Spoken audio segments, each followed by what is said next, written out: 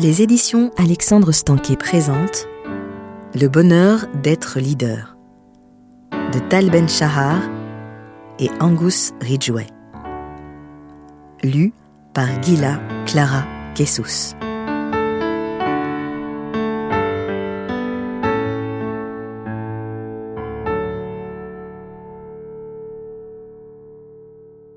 Première partie.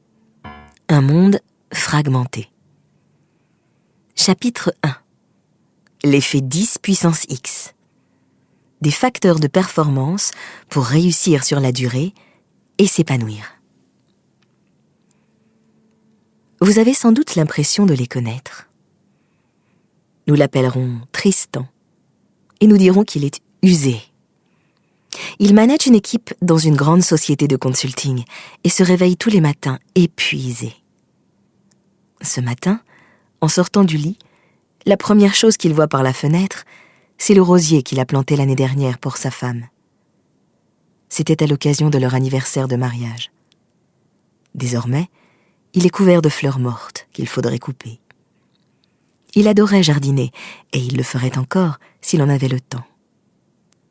Après son café, le premier d'une longue série, il prépare le déjeuner que ses enfants vont emporter à l'école. Le même depuis des années, et qu'ils n'ont pas l'air d'aimer beaucoup. Mais il n'arrive pas à rompre avec la routine, parce que parmi les nombreux sujets qu'il n'a pas pu aborder avec ses enfants récemment, celui-ci est assez bas dans l'échelle des priorités. Au bureau, la fin du trimestre approche, et Tristan croule sous les rapports à produire. Et comme les repas de ses enfants, ça n'est jamais assez bien. On les lui renvoie plusieurs fois pour des modifications. Le temps qu'il passe à les retravailler le met en retard pour répondre aux appels, aux mails et aux SMS de ses collègues. Il lui réclame les informations et les conseils qu'il fournit habituellement quand il n'est pas noyé dans le tourbillon des rapports trimestriels. Son aptitude à communiquer est une de ses grandes forces. En fait, c'est même ce qui l'a distingué lors de son entretien d'embauche. Mais il a refusé un poste dans les relations publiques pour suivre ce qui lui semblait être une piste des plus prometteuses de cadres dirigeants. Depuis, il essaye de combler ses lacunes en finance et en analyse de données. Et même s'il n'est pas toujours très à l'aise avec les chiffres, il insiste pour être au courant des volets financiers de ses rapports trimestriels. Il demande souvent aux autres membres de son équipe de rester tard au bureau ou chez lui. Il manque régulièrement les dîners familiaux pour manger des plats tout faits en reprenant leurs rapports. Tristan faisait partie de l'équipe de cross de son université, mais il est incapable de se rappeler quand il a marché plus loin que jusqu'à l'entrée de son garage, sans même parler de faire de la gym. Il donne tout à son travail. Et pour couronner le tout, il est persuadé qu'on ne veut pas lui donner de promotion. La rumeur court que l'impeccable Felicity, son ennemi juré depuis l'école de commerce, va finir par obtenir le poste à la direction. Il est grincheux à la maison, nerveux au bureau, il se sent de plus en plus isolé. Il a du mal à recruter des jeunes dans son équipe, en partie parce que dès qu'il détecte une ombre d'ambition chez un collaborateur, il se sent en danger et finit par faire le travail à sa place. Chaque journée est une corvée. Quand il rentre chez lui, le temps qu'il passe en famille est stressant. Il essaye de répondre au téléphone et à ses messages tout en essayant de suivre les aventures quotidiennes de sa femme et ses enfants. Il a presque 40 ans et il se demande où est-ce que ça a dérapé. Oui, Felicity va obtenir cette promotion.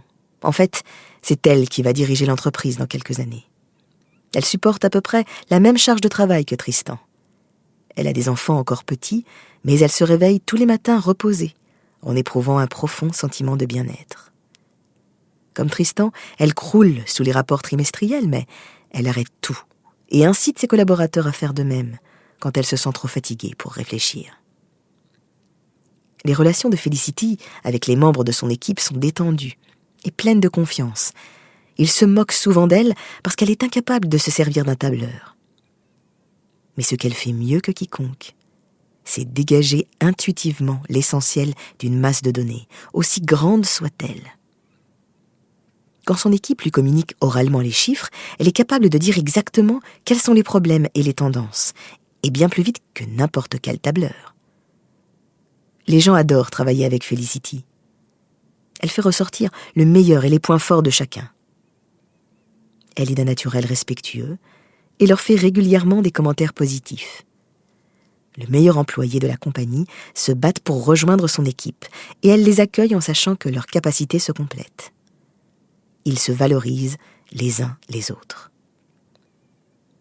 Elle n'est pas d'un naturel très athlétique, mais a inscrit à son programme des séances d'exercice 3 fois par semaine. Elle s'y tient, même dans les périodes les plus chargées, pour maintenir son énergie et éviter le burn-out. Son énergie est contagieuse. Elle s'absorbe facilement dans son travail et elle entraîne les autres, non seulement au bureau, mais à la maison, où elle a mis en place un système d'entraide avec son compagnon et d'autres gens pour s'occuper de sa famille. Même si elle s'autorise occasionnellement un peu de chocolat et de vin rouge, Felicity fait l'effort de manger sainement. Sa vie ne se limite pas à son travail. Comme la plupart des gens, elle a l'impression qu'elle devrait passer plus de temps avec sa famille, mais elle s'assure que leurs moments passés ensemble sont de bons moments, où elle accorde à son partenaire et à ses enfants une attention complète. Felicity prend également part de façon active et généreuse à la vie de sa communauté, en donnant du temps et de l'argent à plusieurs associations caritatives. Et voilà le mystère à propos de Tristan et Felicity. Leurs différences de milieu, d'éducation, de situation et même d'aptitude sont négligeables. Ils ont tous les deux grandi dans des familles du bas de la classe moyenne. L'un et l'autre ont été les premiers de leur famille à aller à l'université. Ils ont fait la même école de commerce et ont figuré parmi les meilleurs de leur promotion. Ils ont tous les deux commencé à travailler en se disant qu'ils allaient réussir.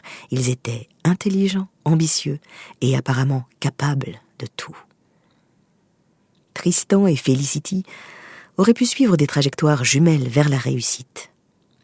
Mais en approchant la quarantaine, il apparaît clairement que Tristan s'étiole alors que Felicity s'épanouit. Impossible de ne pas voir la différence, tant dans leurs résultats professionnels que dans leur niveau général de satisfaction.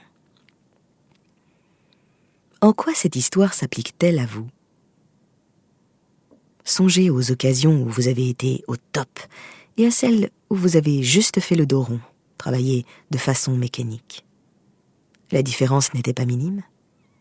Entre s'étioler et s'épanouir, il y a un écart abyssal en termes de qualité de vie, de niveau d'implication ou de productivité.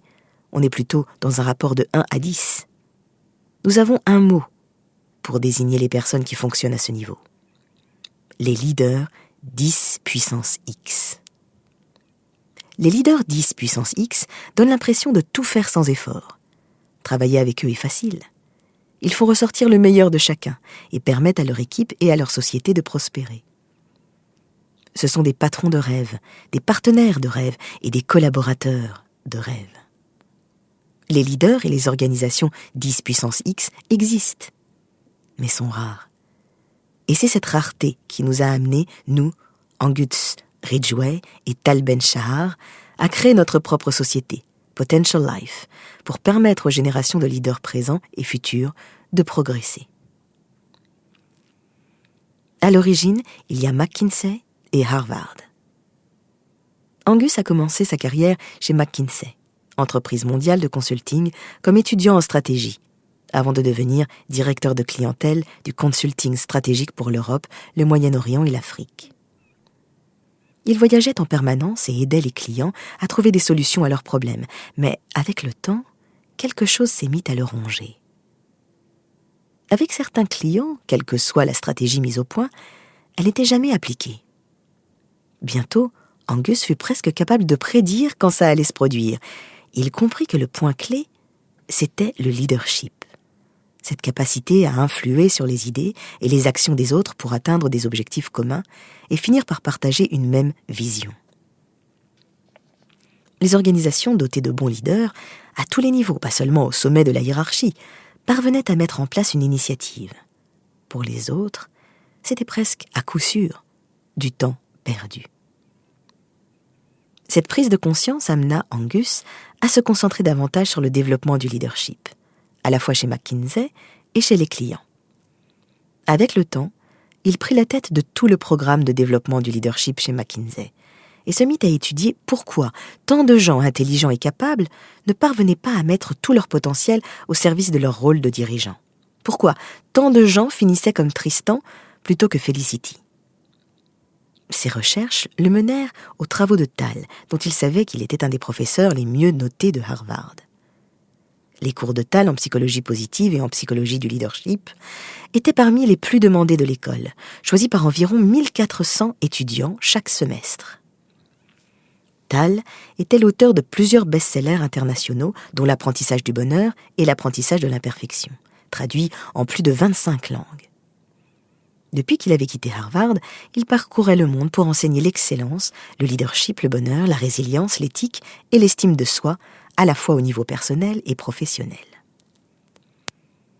En avril 2011, Angus organisa à Washington la conférence annuelle des Partners de McKinsey, qui rassemble les 100 plus hauts cadres au niveau mondial. Il invita Tal à intervenir sur la thématique des points forts. Un soir, au cours de cette conférence, nous, Tal et Angus, avons dîné ensemble et réalisé que nous étions troublés par la même chose. D'une manière générale, les organisations, sociétés, communautés, écoles et associations n'arrivaient pas à faire naître des leaders dynamiques. Où que nous allions, pour des missions de consulting ou des conférences, nous constations des modes de développement du leadership inefficaces.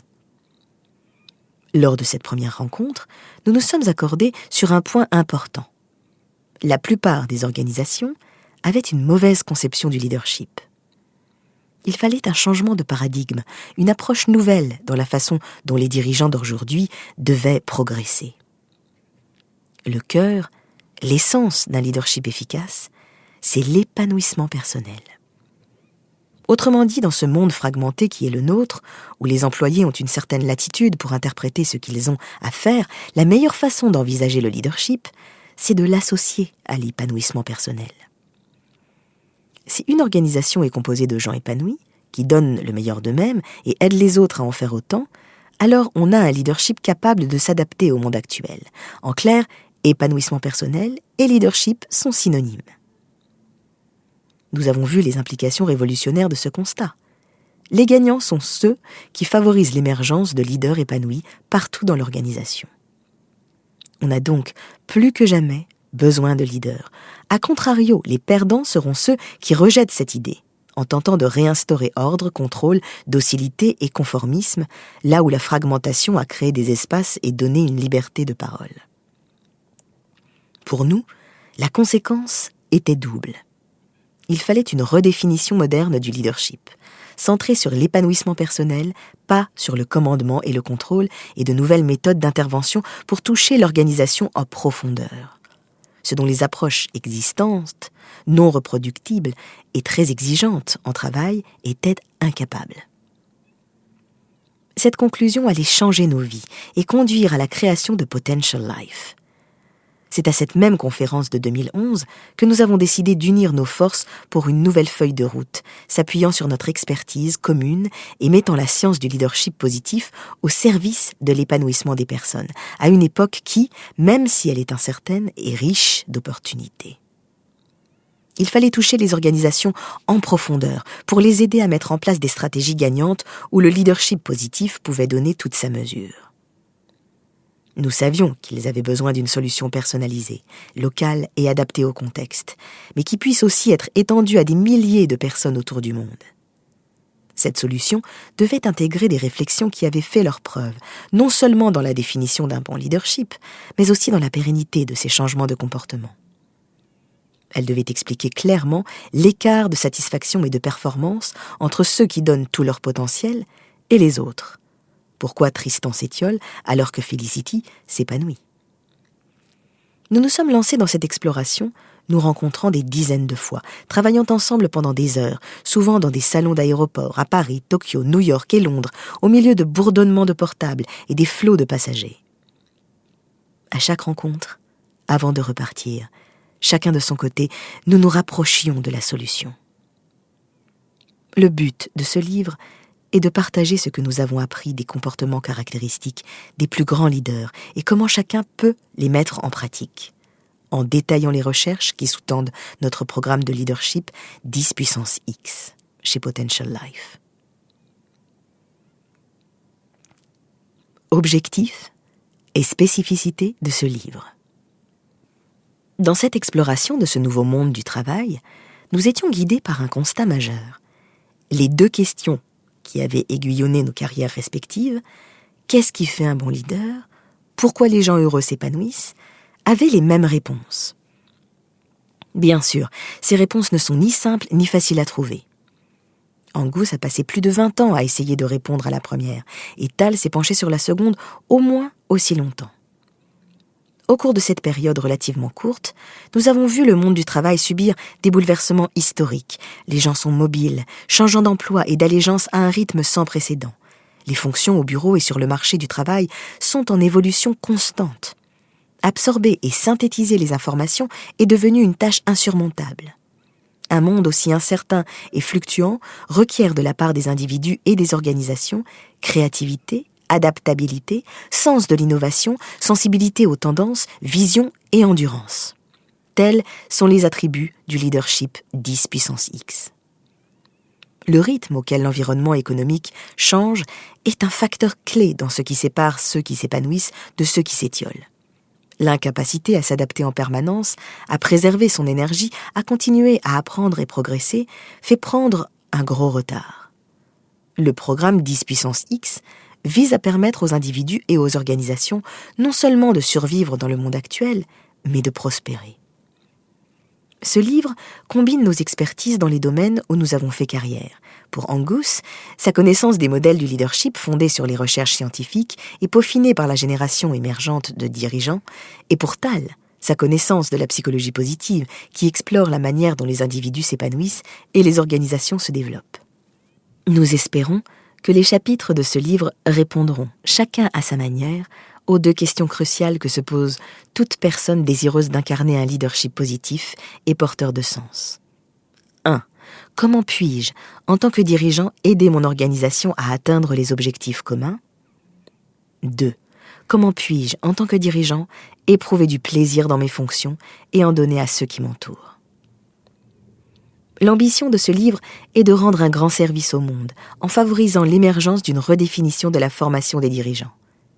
La réunion de nos domaines de connaissances, qu'est-ce qui fait un bon dirigeant et qu'est-ce qui rend les gens heureux, nous a permis d'élaborer un programme combinant des ressources jusque-là considérées comme mutuellement exclusives. Dans leur classique du management, bâti pour durer, les entreprises visionnaires ont-elles un secret ?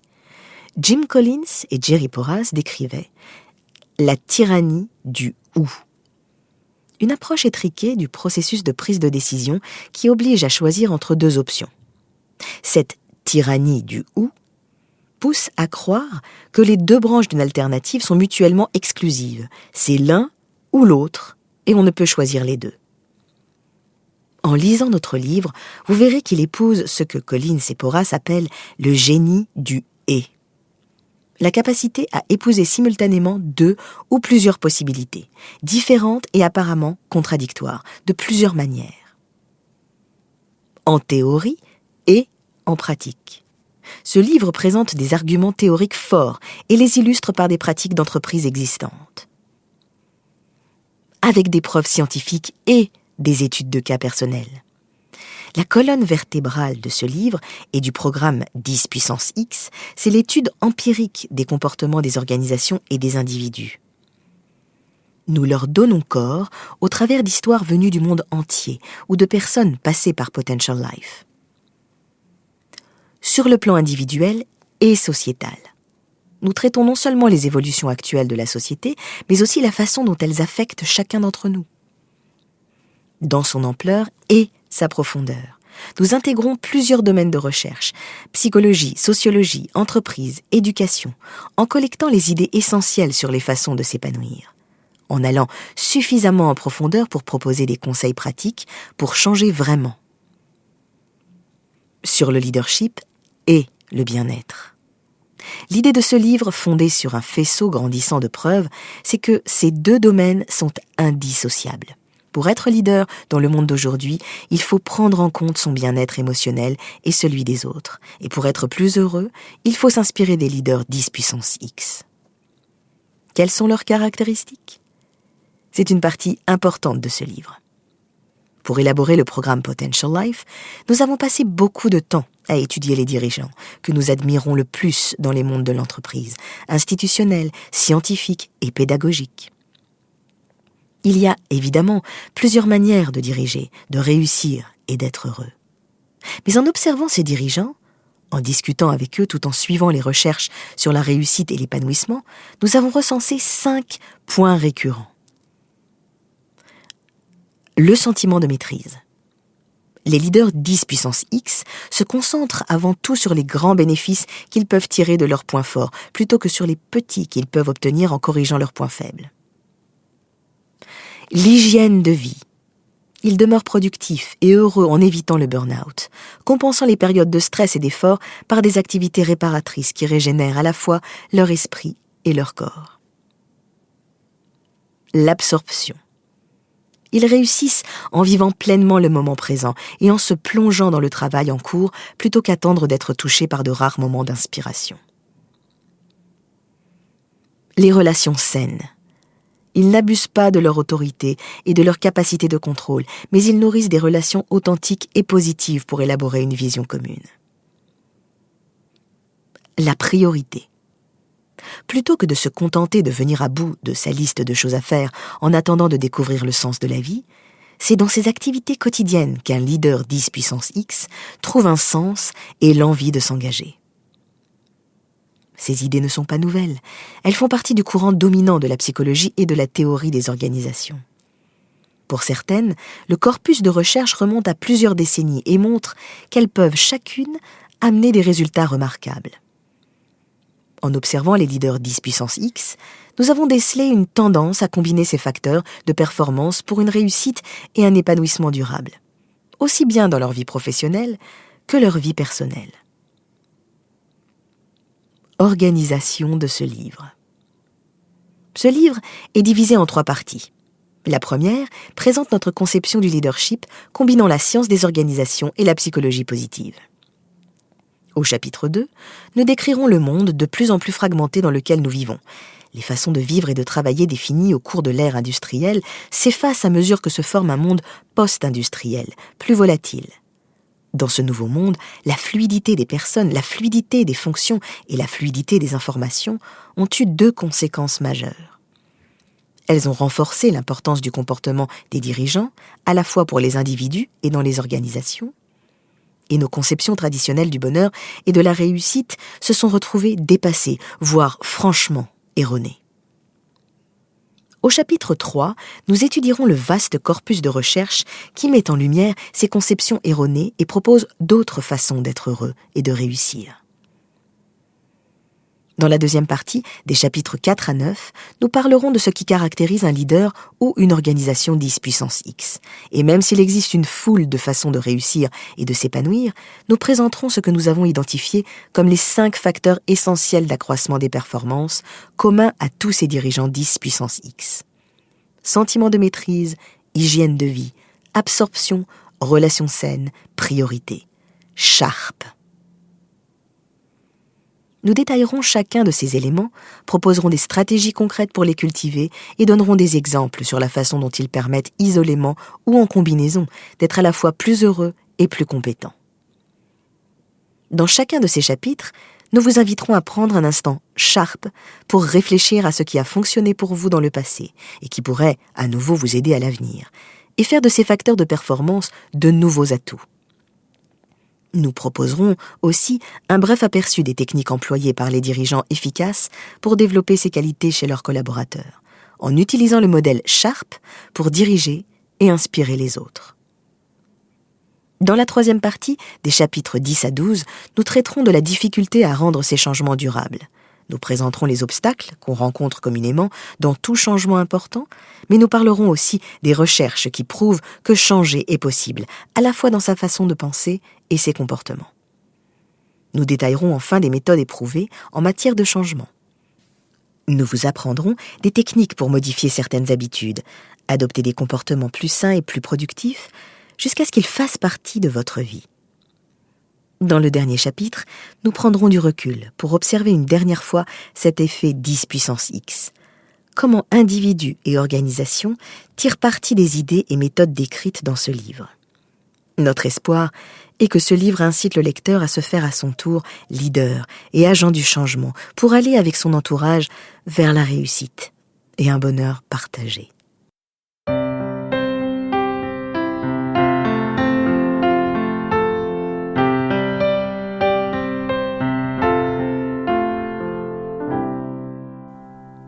Chapitre 2. Faire place à la nouveauté. L'environnement de travail sans frontières du XXIe siècle.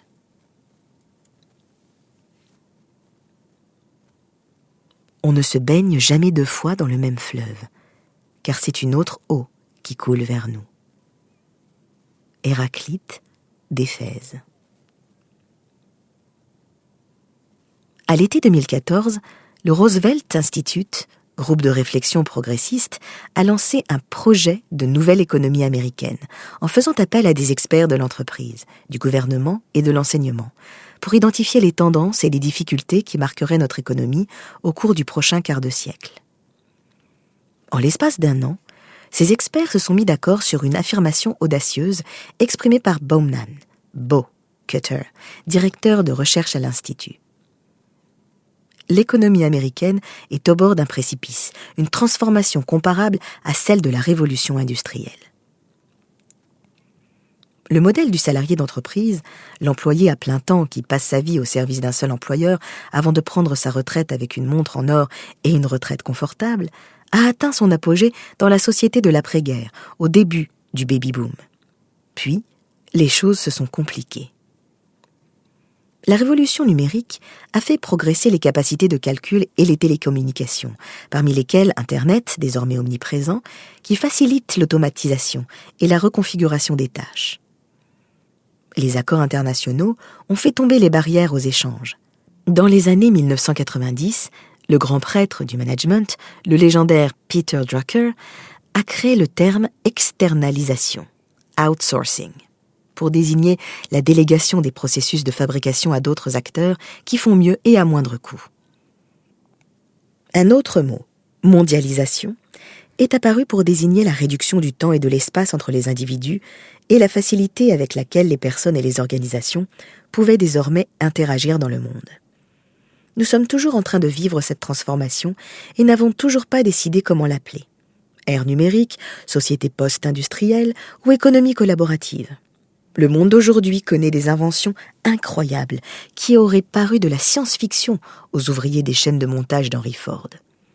Par exemple, plutôt que de devenir chauffeur de taxi, on télécharge l'application d'une société de transport en ligne, Uber Technology. Puis, via son smartphone, on se connecte directement à ses clients dans des centaines de villes du monde et on perçoit un revenu en les conduisant dans son propre véhicule. Un autre marché de travail en ligne et mobile, TaskRabbit, met en relation des travailleurs indépendants avec des clients pour des tâches quotidiennes, nettoyage, livraison et autres petits boulots. Les sociétés ne sont pas en train de disparaître. Elles constituent toujours la principale force de production et d'emploi. Mais la prépondérance de ce modèle diminue. Face à cette compétition, avec un nombre croissant de personnes qui s'attachent à une société pour des raisons nouvelles et différentes, l'entreprise se transforme en autre chose qu'un bienfaiteur pour toute la vie, qui décide de tout et signe les chèques à la fin du mois. De plus en plus, les personnes qui travaillent ne sont plus à la recherche d'une protection, mais d'opportunités pour apprendre, progresser et être plus heureuses. Les expressions traditionnelles de la réussite, gravir les échelons, percer le plafond de verre, commencent à sembler désuètes, rappelant une époque où les gens ne dirigeaient leur ambition et leur passion que dans une seule direction. S'épanouir dans son environnement de travail, se sentir plein d'énergie, impliqué, concentré et heureux, a toujours été important pour des raisons évidentes. Mais dans l'ordre ancien des sociétés hiérarchisées, quelqu'un pouvait passer sa vie à effectuer la même tâche modeste et secondaire, dans un rôle et un lieu strictement définis, sans jamais s'épanouir. Ce n'est sûrement pas la façon dont quiconque choisirait de vivre, mais nos études sur les environnements de travail nous laissent penser que même si quelqu'un le souhaitait, ce ne serait plus possible aujourd'hui. Les organisations actuelles ne peuvent plus se permettre de sous-utiliser le talent et l'initiative, ni considérer que le terme « entrepreneur » ne s'applique qu'à une élite d'innovateurs. Le monde, et particulièrement le monde du travail, s'est fragmenté à mesure que l'environnement stable et protecteur de l'entreprise s'effaçait.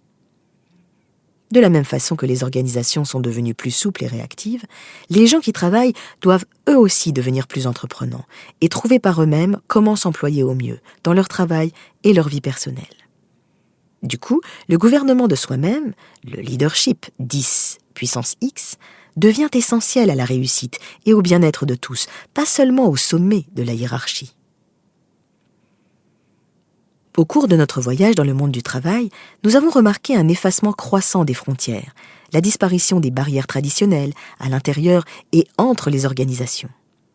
Nous pensons que même s'il est intimidant au premier abord, ce monde peut apporter aux gens bien plus de plaisir que les modèles socio-économiques précédents. Nous avons noté cette disparition des frontières dans 3 domaines connexes: la fluidité des personnes, la fluidité des fonctions et la fluidité des informations. Fluidité des personnes. Pour nos grands-parents, il était tout à fait normal de travailler toute sa vie au même endroit. On trouvait cela prudent et sage, la bonne chose à faire.